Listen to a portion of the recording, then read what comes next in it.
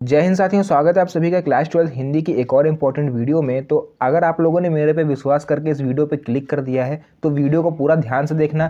क्यों बोल रहे हैं ध्यान से देखना? क्योंकि देखो, जीवन परिचय तो आपको कहीं से भी मिल जाएगा। वासुदेव शरण अग्रवाल जी का जीवन परिचय तो आप कहीं से भी पढ़ सकते हो, विद्या क्वेश्चन बैंक से पढ़ सकते हो, अपनी बुक से पढ़ सकते हो, है ना, या गूगल से आप लोग देख सकते हो। लेकिन जो आज हम तरीका आपको बताएंगे कि आपको किस तरह से एग्जामिनर के सामने अपने आप को रिप्रेजेंट करना है जीवन परिचय के थ्रू। तो आपको क्या करना है, सबसे पहले कौन सी हेडिंग डालनी है, कौन सी हेडिंग नहीं डालनी है, रचनाएं कैसे लिखनी है, कितने वर्ड्स का होना चाहिए। 80 वर्ड्स का बोला जाता है एग्जाम में, क्या 80 वर्ड्स का लिखना चाहिए या उससे ज़्यादा लिखना चाहिए? तो पहली बात तो ये देख लो, वेरी इंपॉर्टेंट है। 2018, 19, 22, 23, 24 में ये लगातार पूछा गया है, तो हो सकता है इस बार भी आपके में ये पूछा जाए। वीडियो काफ़ी ज़्यादा लंबी नहीं होगी, बस 5 से 6 मिनट की वीडियो होगी। आपको पूरा ध्यान से देखना है और आपको ये तरीका जानना है कि कैसे हम अपने आप को अच्छी तरह से लिख सकते हैं ताकि जो है एग्जामिनर उसके नंबर ना काट पाए। तो चलिए सबसे पहले वीडियो को स्टार्ट कर लेते हैं, फिर आपको हम बताते हैं क्या तरीका है, क्या ट्रिक है और कौन से वर्ड आपको लिखने हैं, कौन से वर्ड नहीं लिखने हैं। तो देखिए, सबसे पहले आपको यहाँ पर भाई 5 नंबर इससे पक्के होने वाले हैं, तो इसको और ध्यान से देखना क्योंकि इससे आपकी 1% बनेगी। पता है ना, इंटर में 500 नंबर का पेपर होता है, इससे 1% आपकी बन जाएगी, ये समझ लेना, क्योंकि 5 नंबर की 1% होती है। ठीक है, तो जीवन परिचय सबसे पहले आप लोग साइड में हेडिंग डालोगे। अब देखो, यहाँ पर आपका मेन काम ये होगा कि जो आपको मेन चीज़ लग रही है वही चीज़ इसमें लिखना है जिसकी ज़रूरत है एग्जामिनर को।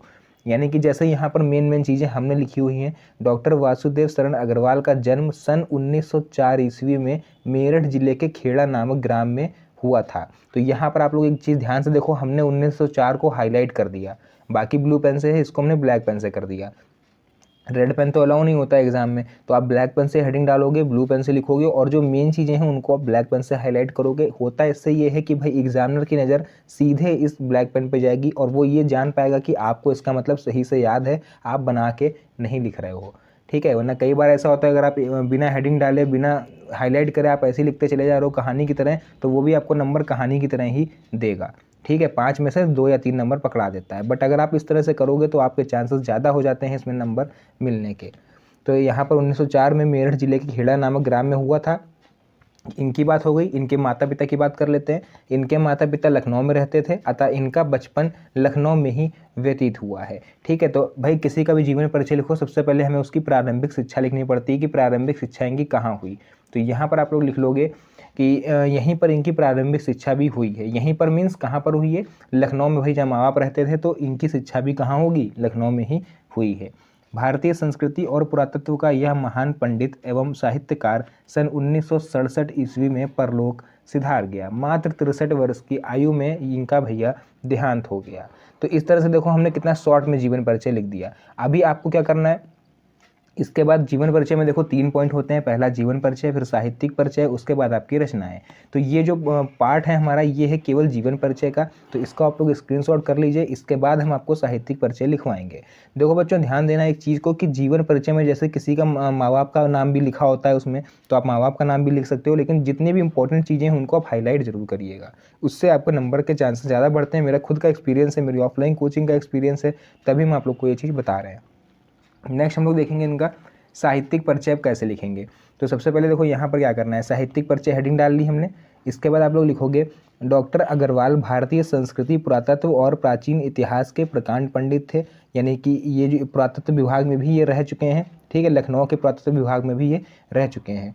इनके मन में भारतीय संस्कृति को वैज्ञानिक अनुसंधान की दृष्टि से प्रकाश में लाने की उत्कृष्ट इच्छा थी। यानी ये तहे दिल से चाहते थे कि जो भारतीय संस्कृति है उसको वैज्ञानिक दृष्टि से और आगे बढ़ाया जाए। तो उत्कृष्ट इच्छा थी, तो इन्होंने भी उत्कृष्ट कोटि के अनुसंधानात्मक निबंधों की रचना की। यानी कि तीव्र इच्छा होगी तो उसी तरह से इन्होंने तीव्र कोटि के यानी उच्च कोटि के अनुसंधानात्मक निबंधों की रचना की। यानी कि इनकी जो रचनाएं हैं वो मैक्सिमम आप लोग को देखने को मिलेंगी रिसर्च के ऊपर होंगी। ठीक है, क्योंकि एक तरह से पुरातत्व विभाग में भी थे। तो इनके अधिकांश निबंध प्राचीन भारतीय इतिहास से संबंध हैं। क्लियर है, यानी प्राचीन भारत की जो संस्कृति है उस पर रिलेटेड इन्होंने ज़्यादा फोकस किया। तो अब इनकी रचनाएं देख लो क्या करेंगे। सबसे पहले हेडिंग हम लोग डालेंगे निबंध संग्रह।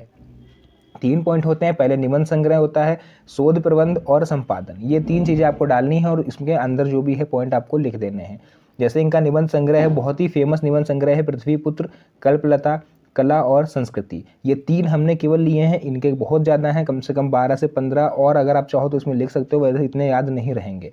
3 याद रह जाएँ एग्ज़ाम में, बहुत बड़ी बात होगी आप लोग के लिए, है ना। तो पृथ्वीपुत्र, कल्पलता और कला और संस्कृति, ये 3 हमने यहाँ पर इसलिए लिखे हैं क्योंकि ये आपको बहुत ज़्यादा इंपॉर्टेंट है और हो सकता है बहुविकल्पी में भी दे दें हिंदी के, ठीक है। तो एक चीज़ से आपके 2 काम हो रहे हैं। और शोध प्रबंध की बात करें तो भाई पर्णिकालीन भारत, ये आप उठा के देख लो, 2017 से परमानेंट ये किसी न किसी सेट में पूछा जा रहा है कि पर्णिकालीन भारत किसकी रचना है।